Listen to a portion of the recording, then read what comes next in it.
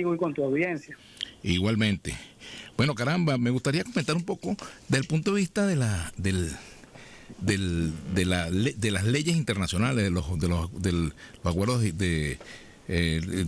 sobre asilo político. Hablar un poco, poner en contexto, informar un poco a la población sobre cómo funciona esto. Mira, vale, el asilo político, Vladimir, es una institución bastante antigua, ¿no? Uh-huh. El término, de hecho, hace referencia a un espacio sagrado prácticamente, un espacio en el que, un lugar, pues, en el que las personas que están perseguidas por algún tipo de delito, particularmente político, ¿no? En la actualidad pueden de alguna forma tener resguardo y salvaguardar, pues, su integridad física.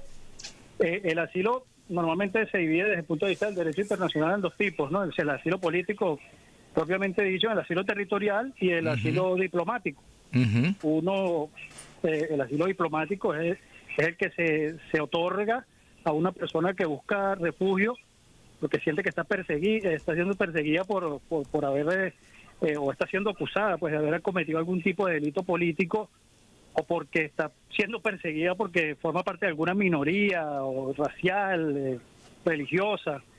Y bueno, busca en una delegación, en una delegación diplomática ese tipo de resguardo, ¿no? Puede ser una delegación diplomática, entiéndase, no solamente las instalaciones de una embajada o de un consulado, sino incluso un navío de guerra. También una aeronave, por ejemplo, también. Una aeronave de guerra, correcto. Y entiéndase también como parte de la delegación, obviamente, la residencia de los funcionarios diplomáticos, claro, ¿no? Y bueno, el asilo territorial, el que la mayoría de la gente conoce, que es el que se le otorga a una persona ya fuera del Estado receptor, es decir, del Estado del nacional que está siendo perseguido, es decir, un tercer Estado, pues, como el caso del señor Edmundo González, que ahora mismo, bueno, están parados bajo esa figura de asilo territorial, otorgada por el Reino de España. De manera que, bueno, hay una cantidad de convenciones, de tratados internacionales que tratan esta materia. Es significativo que, por cierto, dos de los convenios fundamentales del derecho internacional americano que tratan esta temática se firmaron casualmente en Caracas, para más señas, en el marco de una dictadura. Estamos hablando del año 1954. Victorio Pérez Jiménez. Correcto, se firman dos acuerdos que tienen que ver precisamente con asilo diplomático y asilo territorial, las famosas convenciones de Caracas. Que, por cierto, hay que hacer una referencia particular al hecho de que no solamente se hayan firmado en Caracas, sino que en Caracas ahora mismo están siendo violadas, particularmente la referida al asilo diplomático, ¿no? Que establece que, bueno, las personas a las que un tercer Estado otorga esta figura o este tipo de protección pueden solicitar un salvoconducto, ¿no? Para poder salir de Pero fíjate, bueno, que ha habido varios casos en el mundo, no solamente el caso de los ciudadanos opositores, de los dirigentes opositores que están en la Embajada Argentina, también ha habido, Lauren, por ejemplo, el caso de Julian Assange, por ejemplo, en la Embajada de Ecuador en Gran Bretaña. Estuvo varios años allí, no le permitieron salir hasta que finalmente, cuando hubo un cambio de gobierno, lo entregaron prácticamente. Y ha habido otros casos de países, incluso recuerdo, perdón que te interrumpa, porque es bueno siempre citar la historia, recuerdo el caso de una maestra que fue sacada de la Embajada de Venezuela en Uruguay o en la Embajada de Chile. Ella era uruguaya, algo así. Recuerdo que era un caso de una maestra con la que hubo una situación que obligó, pues, al gobierno venezolano a protestar y a romper relaciones. Si mal no recuerdo, creo que fue con Uruguay. Sí. Pero fíjate una cosa, sí, está también el caso de allá de la Torre, ¿no? Ajá. El cual hubo incluso una disputa en el marco de la Corte Internacional de Justicia referente a esa disputa, ¿no? Perú argumentaba que el asilo, o sea, que no tenía por qué otorgar el salvoconducto para que allá de la Torre pudiera salir del país, y Colombia, bueno, obviamente tenía otra posición. Y bueno, llevaron el asunto a la Corte Internacional de Justicia. Lo cierto del caso es que al final la cuestión quedó allí como que, mira, la Corte piensa tal cosa, pero al final del día no quedó claro. Exactamente. Ahora, pero eso ocurrió, y hay que decirlo, entre los años, empezó en los años 40, finales de los años 40, y todavía no se habían firmado las convenciones de Caracas. Es decir, no quedaba claro no quedaba claro que había que otorgar un salvoconducto. Eso por un lado. Por otro lado, una de las partes que estaba en el marco de esa coyuntura, de esa disputa, no era firmante de una de las convenciones sobre asilo. Entonces allí había, digamos, era otro contexto, ¿no? Así es, fíjate lo siguiente, disculpa que te interrumpa. Era el caso de la maestra Elena Quinteros. Estaba yo buscando aquí la memoria, bueno, me falló un poquito, pero ciertamente tenía razón. Elena Cándida Quinteros Almeida, ella nació en Uruguay, era una maestra y militante anarquista. Ella se refugió en la embajada de Venezuela en Uruguay y eso fue en junio de 1976 y se la llevaron de allí. Fíjate, ella estaba siendo perseguida por policías, trepó el muro y los policías se metieron allí y se la llevaron, ¿no? Yo no conozco muy bien ese caso, he oído hablar. Yo creo que tú ni habías nacido, chico. No, pero fíjate, no conozco bien el caso, no sabemos, o sea, no me queda claro si fue que le otorgaron asilo o si la persona salta el muro de la embajada y no es decir, no cuenta con el aval del personal diplomático y por más allá de que sí, la están persiguiendo prácticamente que en caliente y las autoridades la atrapan, probablemente no tenga, digamos, defensa desde el punto de vista de la figura del asilo, ¿no? Ahora, si ya la persona estaba allí y el asilo había sido otorgado, o incluso estaba en calidad de huésped... pero es que ya al estar dentro de las fronteras de la embajada, la policía no se puede meter sin autorización de la embajada, que fue lo que ocurrió y por eso Venezuela rompe las relaciones con Uruguay en aquel momento. Correcto. Eso es importante aclararlo porque más allá de eso hay un asunto de inviolabilidad, ¿no?, del recinto. Incluso del perímetro del recinto también debería ser... así es. De hecho, ella fue detenida y la torturaron y luego la ejecutaron. Fíjate lo que ocurrió, lo terrible que es cuando no se respeta una cosa como esta, ¿no? Imagínate al nivel que se puede llegar, ¿no? Cuando no se respetan los derechos humanos, ¿no? Y el derecho, porque aquí hay un doble delito, ¿no? No solamente el tema de la violación del derecho internacional, las normas más elementales del derecho internacional, sino también de los derechos humanos, más fundamentales, el derecho a la vida, ya no el derecho a la libertad. Así es. Que por cierto, Vladimir, volviendo al tema de la figura del asilo territorial y la coyuntura venezolana, a mí me gustaría hacer referencia a la cuestión de la salida del país de Edmundo, del señor Edmundo González. Aquí se habla mucho de que, bueno, el señor Edmundo salió porque su libertad corría peligro, pero no es tan sencillo, fíjate, porque en las condiciones que se encuentra Edmundo González, es decir, su condición humana, digo, su edad, su deterioro a nivel de salud, haberse quedado y haber afrontado una posible captura por parte de los cuerpos de seguridad del Estado, no ponía en riesgo su libertad individual únicamente, sino su vida. O sea, él se va, solicita asilo no solamente por una cuestión de garantizar su libertad individual, sino por su propia vida. Entonces, a veces yo veo en las redes y escucho a gente pues que habla a la ligera sobre este tema y es lamentable, ¿no? Porque parece que no solamente es que se están buscando héroes donde no los hay, sino que lo que se piden son mártires y los mártires no sirven de mucho, ¿no? Fíjate que Pepe Mujica, cada vez que le preguntan, Pepe o señor expresidente o como el entrevistador de turno lo llame, le preguntan, mira, ¿usted guarda algún rencor con respecto a sus perseguidores, los torturadores? Entonces él responde, no, a mí me faltó correr más rápido. O sea, lo que te está diciendo es que no te puedes agarrar. Claro. Porque para eso no eres útil. Por supuesto, pero fíjate, volviendo a esto, es importante también el asunto que ocurre cuando el Estado que califica el asilo, que es el Estado receptor de la persona que pide refugio, bueno, solicita el salvoconducto y no se lo dan. Eso también, por supuesto, eso está todo reglamentado, ¿no? Correcto, en las convenciones que mencionamos. O sea, el Estado debería, en teoría, estar obligado a dar el salvoconducto, ¿no? Correcto, está obligado y efectivamente, tal y como tú dices, Vladimir, es el Estado Estado acreditante, o sea, el Estado, ojo, el Estado donde la persona solicita el asilo, la delegación donde es al que le corresponde calificar la figura. Exactamente, no, porque imagínate, ya una persona está huyendo porque forma parte de una minoría, no sé, religiosa y siente que, bueno, la persiguen por su credo y se asila, pues, o solicita asilo en una embajada y el gobierno dice que la persigue pues se robó acaba de asaltar un banco, pues. No, o sea, sería demasiado sencillo, ¿no? Y por eso es que se le permite al Estado acreditante que determine si efectivamente la persona que está allí está siendo perseguida por un delito común, que en tal caso no aplicaría la figura del asilo, o por un delito político, pues, o de alguna otra índole, ojo, porque no es nada más el tema político. No, claro. Es un tema de las minorías, se pueden estar persiguiendo, o sea, hasta por un tema de negación de justicia en un caso claro. X, el Estado es el que califica.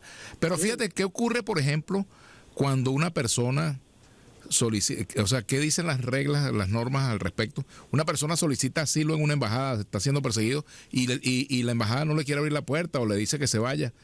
¿Qué, ese país, esa embajada está incurriendo en una violación a la norma o no? No. La persona, o sea, el Estado acreditante, que en este caso sería el Estado receptor de la persona que está solicitando el asilo, medio enredado, ¿no? Bueno, como entidad soberana puede negarse, pues, a abrir las puertas allí, que no es lo más recomendable ni lo más prudente, ¿no? Lo ideal sería de repente abrirle las puertas y averiguar qué es lo que está pasando, ¿no? Es una investigación, mira, sí, esta persona, ¿quién es esta persona? Aunque normalmente los actores que piden asilo, que buscan refugio en una alegación, digamos que tienen ciertos planes, tienen algún plan anterior, antes de ir corriendo a la embajada, ya hay algún tipo de contacto, están como que prevenidos al bate, pues se sabe que puede ocurrir eso. Claro, ahora por ejemplo hay otro tema y tiene que ver con el reclamo que hace el gobierno venezolano, el gobierno de los Países Bajos, porque mantuvo durante un mes a Edmundo González como huésped en la embajada después de las elecciones. Te pregunto, ¿en qué medida la norma obliga, como lo dice la vicepresidenta, a que un país que tiene algún refugiado allí lo informe inmediatamente al gobierno donde está, digamos, acreditado como embajador? Sí, no, mira, te voy a decir, yo creo, Vladimir, que es un disparate no solamente de la vicepresidenta, que si lo dijo Delcy, ¿no? O de Iván Gil, que fue el que escuché diciéndolo. Imagínate, las embajadas pueden recibir en calidad de huésped a quien le dé la gana y no tienen por qué estar informando eso al gobierno, al gobierno del Estado receptor, ¿no? Ahora, diferente sería el caso si se tratase del otorgamiento de asilo, bien sea diplomático o la calificación de refugiado, que es otra cuestión. Entonces, como no se trata de ninguna de esas dos figuras, el Estado no está obligado. Imagínate que toda la gente que fuese a una embajada a hacer algún tipo de diligencia tuviese que el Estado acreditante informar. Notificarle Por aquí eso es descabellado. Estuvo Vladimir Villegas desayunando con el embajador, por ejemplo. Sí, eso es absolutamente descabellado. Eso es discrecional del Estado acreditante. Fíjate, tú entrevistaste en estos días, por cierto que gracias por la llamada, ¿no? Me honras porque antes de que me llamaras a mí has estado entrevistando a pura gente de primer nivel, ¿no? Esta mañana te vi con John Magdaleno, extraordinaria la entrevista, y creo que ayer a Rafael Simón Jiménez, ¿no? Bueno, Rafael Simón Jiménez es una voz muchísimo más autorizada que la mía para hablar de estos temas. Tiene muchísimo más bagaje político, intelectual, también muchísima más experiencia, ¿no? Obviamente muchísimos más años, pero por eso te digo que bueno, te agradezco la llamada, ¿no? La consideración. No, vale, sí, tú eres un profesional al que yo respeto muchísimo y te conozco hace muchos años además, imagínate tú. Sí. Pero fíjate, igualmente, volviendo a ese punto, ¿no? O sea, no tendría el Estado que informar, o sea, el país, por ejemplo, la embajada de Venezuela en Perú, si hay alguien refugiado en la embajada de Perú, no tendría que informar al gobierno, mira, aquí está refugiado fulano de tal. Sí, pero es que el término refugiado es otra cosa, hace referencia a otro tipo de normativas. O como huésped, en este caso es huésped, esta era la figura, ¿no? Sí, huésped, no, de hecho se usa, digamos que es bastante común, ¿no? Hace algún tiempo también hubo otros casos con figuras políticas venezolanas que tenían esa misma condición, ¿no? No está obligado a notificar. Yo no conozco ningún tratado que obligue al Estado acreditante a notificar ese tipo de figura, ¿no? Distinto cuando se otorga el asilo y distinto a la figura de refugiado propiamente dicho, ¿no? Ahora, también otro punto importante, ha dicho que un acuerdo, ha dicho también el gobierno venezolano en respuesta al gobierno español, que un acuerdo con el gobierno de España para que se diera esto. Bueno, y es obvio que tiene que haber un mínimo de acuerdo para que pudiera aterrizar un avión militar en Venezuela, ¿verdad? Ahora, lo que es distinto a un acuerdo es si hubiesen alguna digamos, una concesión X que hiciera el gobierno de España a cambio de, por ejemplo, una especie de contraprestación, digamos. Sí, ahí se ha hablado cuestiones que uno oye, pero que no terminan de quedar bien, o sea, como verdades absolutas, pues, no terminan de poder ser afirmaciones, digamos, absolutas, pues. El tema de la liberación de algunos de estos detenidos, de algunos de los presos políticos en el marco de las protestas, pareciera que hubiera estado allí sobre la mesa en algún momento. Pero más allá de eso, no queda tan claro qué tipo de negociación pudo haber habido tras bastidores, ¿no? Bueno, y no se sabe qué viene después de esto, porque, sí, por ejemplo, ayer corrió insistentemente el rumor, Lauren, no sé si tú lo escuchaste también, seguramente, de que también se podría producir la salida de las personas que están en la Embajada Argentina como parte de unos acuerdos, pero eso yo lo escuché como rumor, en el día de ayer circuló profusamente y yo no lo pude confirmar y por eso ni lo publiqué ni me puse a asomarlo, pero ahora lo comento porque viene a colación, ¿no? Sí, bueno, sería un gesto bastante positivo, ¿no? Por lo menos desde el punto de vista de lo que tiene que ver con el respeto al derecho internacional, sobre todo después de que el gobierno venezolano hizo semejante escándalo por el asunto de la Embajada de México en Ecuador, ¿no? Entonces, después de haber defendido a capa y espada la inmunidad de las delegaciones diplomáticas, hacen lo que han hecho en los últimos días, ¿no? No solamente eso, no solamente hubo la condena, sino se rompieron relaciones. Venezuela rompió relaciones con Ecuador, sí, precisamente sí, por eso, ¿no? Por ese caso. Hasta ese nivel llegaron, a pesar de que Venezuela tiene ciertas reservas con esa convención del 61, ¿no? Que es la Convención de Viena sobre relaciones diplomáticas, por la cuestión esta de la Corte Internacional de Justicia, ¿sabes? Que nosotros no reconocemos a la Corte, ¿sabes? Pero ahora parece que, no sé, como que las cartas ahí como que a veces están buenas para uno, no son buenas.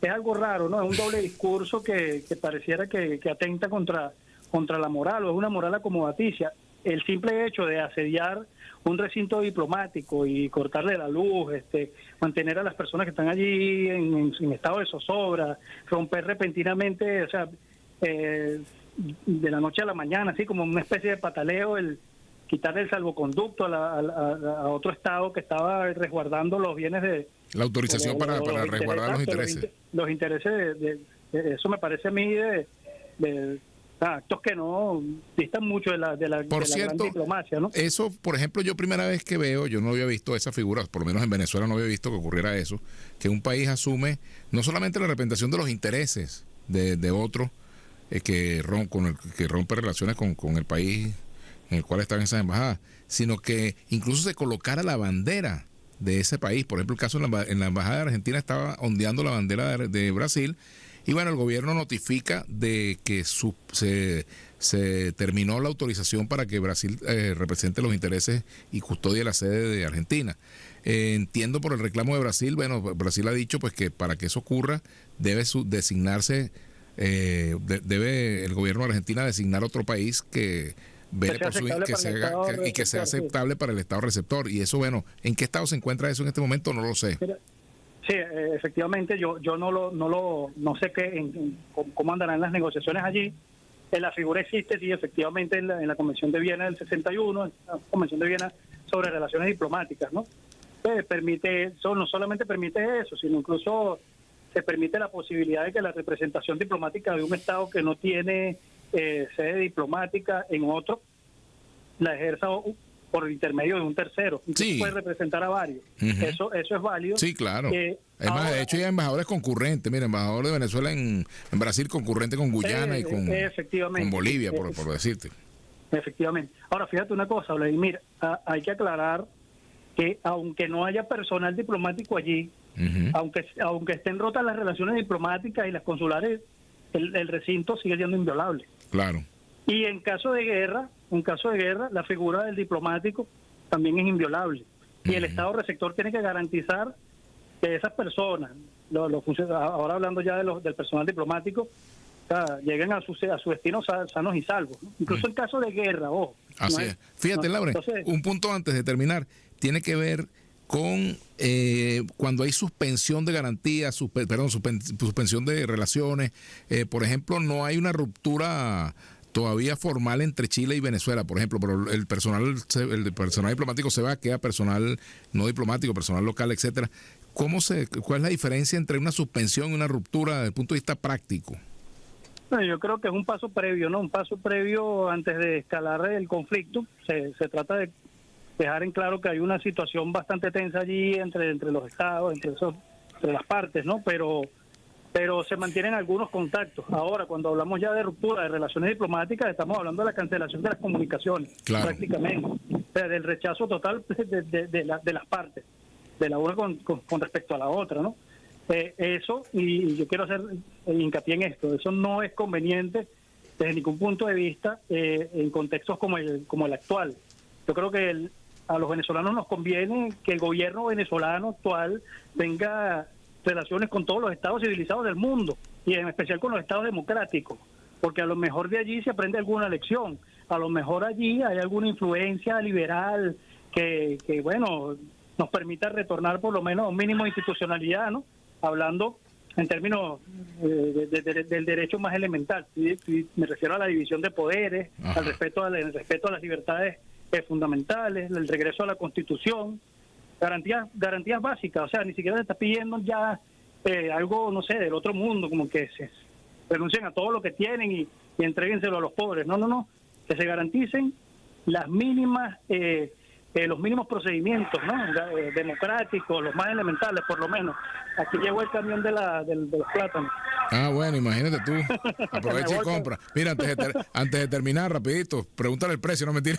Mira, finalmente, en el caso de Edmundo González Urrutia, como asilado político en España, por supuesto me imagino que tendrá algunas limitaciones para declarar, etcétera. Me imagino que hay una normativa más o menos clara en eso, o es como un uso y costumbre, que el exiliado político debe mantener cierta reserva de declarar y de hacer política hacia el país del cual salió. Sí, pero yo nunca he visto que eso se respete, te digo con total certeza. No he visto, pero sin embargo, Edmundo publicó hoy una carta. Sí. Esa carta que tiene cierta grandeza, ¿no? Tiene un aura de un llamado que volvamos a la política, al entendimiento entre todos, a no guardar rencor, ¿no? También tiene un aura como de despedida. Uh-huh. A lo mejor yo estoy equivocado, ¿no? A lo mejor yo estoy equivocado con esa interpretación, pero me dejó como esa sensación, ¿no? Pero bueno, lo cierto es que al final del día las fuerzas locales, los que están en el terreno, en el teatro real de operaciones, por decirlo de algún modo, son los que terminan siendo decisivos, ¿no? Al final de toda la película, como decimos por ahí popularmente. Entonces, si bien es cierto que desde fuera se pueden hacer algunas diligencias en pro de la apertura democrática, creo que la mayor tarea todavía queda en manos de los que estamos acá, Vladimir. Y en ese sentido, por cierto, también permíteme que te felicite a ti y a Mario, porque el trabajo que han venido haciendo, bueno, un trabajo muy valiente, sobre todo en este contexto, muy valiente y muy valioso, y de verdad que, bueno, se merecen, por lo menos de mi parte, un gran reconocimiento. Gracias, Lauren, gracias por acompañarnos y por ese reconocimiento, muchas gracias. Bien, se lo transmitiré a Mario. Muchas gracias. Bien, tenemos que hacer